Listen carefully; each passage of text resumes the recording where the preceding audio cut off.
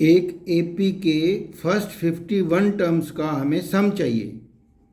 S51 का हमसे question पूछा है, जबकि इस एपी का सेकंड टर्म तो 14 है।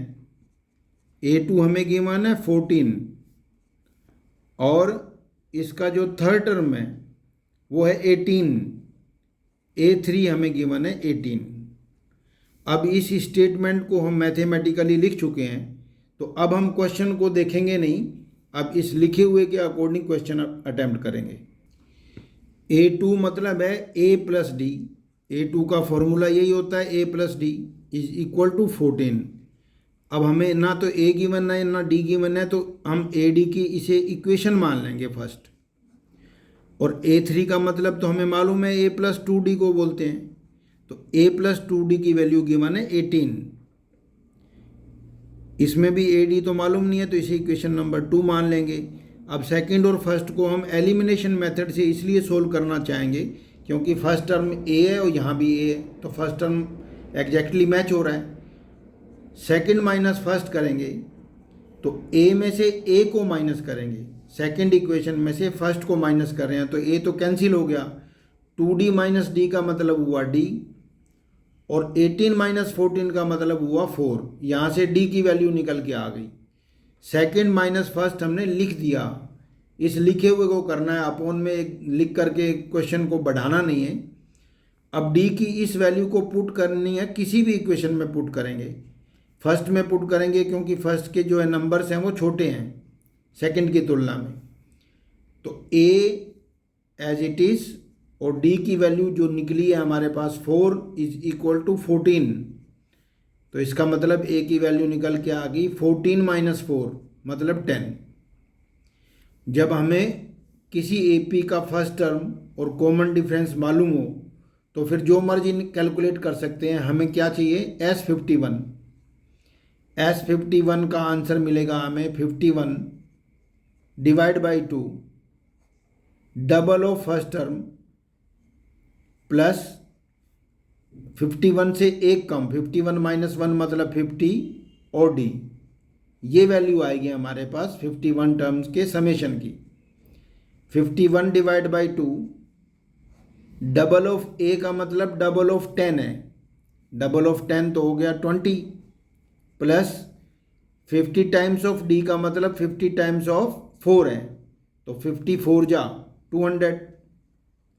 ऐसा हम डायरेक्ट लिख सकते हैं, या इसकी जगह A की वैल्यू और D की वैल्यू पुट करके एक लाइन और भी ऐड कर सकते हैं हम। 51 इंटू अपॉन 2 मल्टीप्लाई बाई 220। अब 220 क्योंकि 2 से कैंसिल हो रहा है तो ज़रूर कैंसिल करना चाहेंगे हम, इन्हें मल्टीप्लाई करना है। 11 बन जा 11 5 जा 55 और 56 हो गया। और ये जो जीरो छोड़ दी थी हमने, यूनिट प्लेस की जीरोज़ को हम छोड़ के मल्टीप्लाई करके लास्ट में जीरो लगा देते हैं।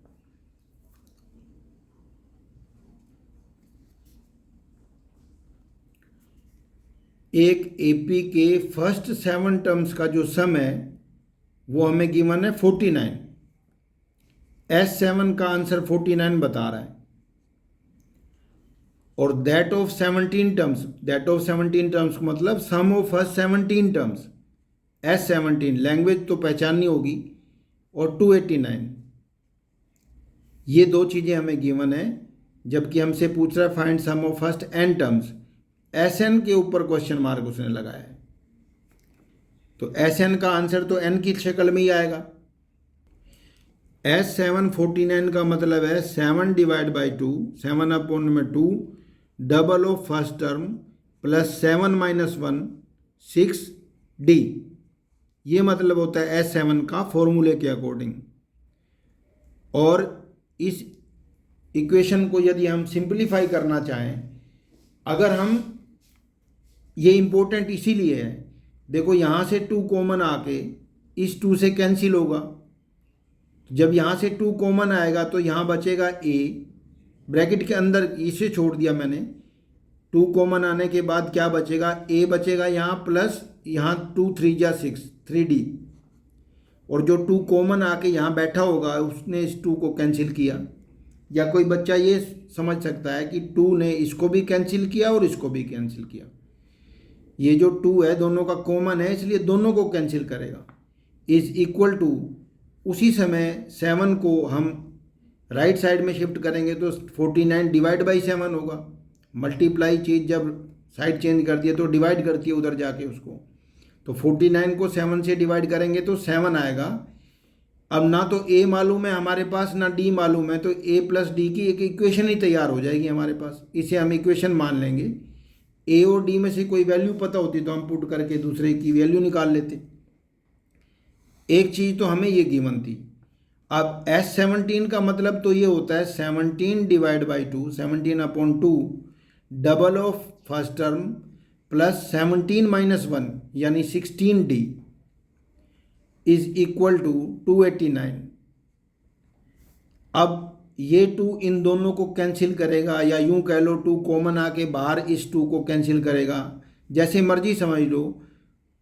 a प्लस 8d ही बचेगा हमारे पास।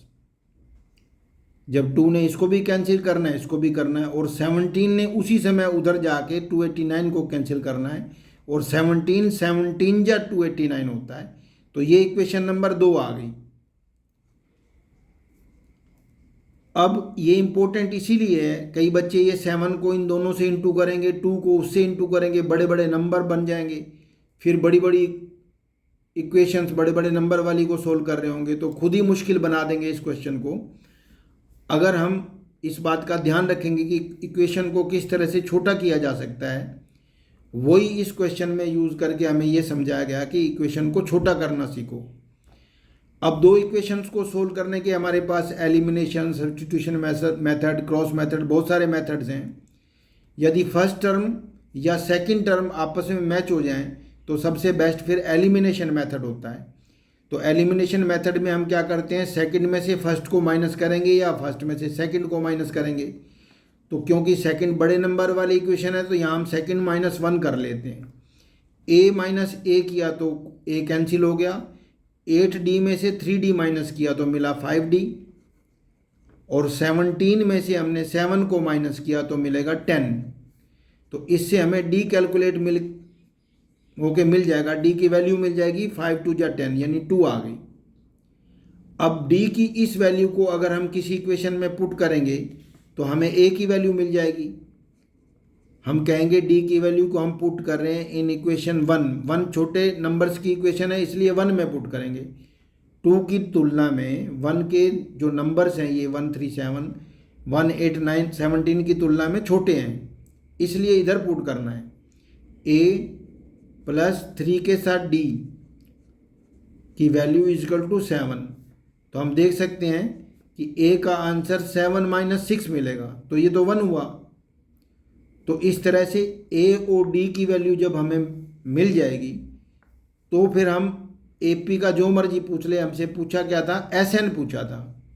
हमें मालूम है SN का तो आंसर n की शक्ल में ही आएगा, और SN का फॉर्मूला होता है n/2 double of first term plus n-1। अब यहाँ n-1 लिखने के लिए हम मजबूर इसलिए हैं क्योंकि n हमें क्या पता क्या नंबर है। यदि यहाँ पर कोई ऐसा नंबर हो जिसका -1 हमें पता हो तो डायरेक्ट लिखते हैं। जैसे 17 का -1 हमने 16d लिखा था। इस तरह से अब हम इसे सोल्व करना चाहेंगे। 2a का मतलब 1 है, तो 2 का a से इंटू करेंगे 2 मिला, प्लस d की वैल्यू है 2, तो 2n जा 2n और 2 1 जा 2 माइनस का। अब ये n/2 2 प्लस का है और 2 माइनस का है, ये तो कैंसिल हो गए, तो 2n मिलेगा हमें। तो 2n ने जब n/2 से इंटू होना है तो n2 तो कैंसिल ही हो जाएगा, n इंटू n यानी n²। ये इंपॉर्टेंट क्वेश्चन इसीलिए है क्योंकि इसमें हमें ये सीखने को मिलता है कि दी गई बड़े नंबर्स वाली इक्वेशन को छोटे नंबरों में किस तरह से कन्वर्ट किया जाता है।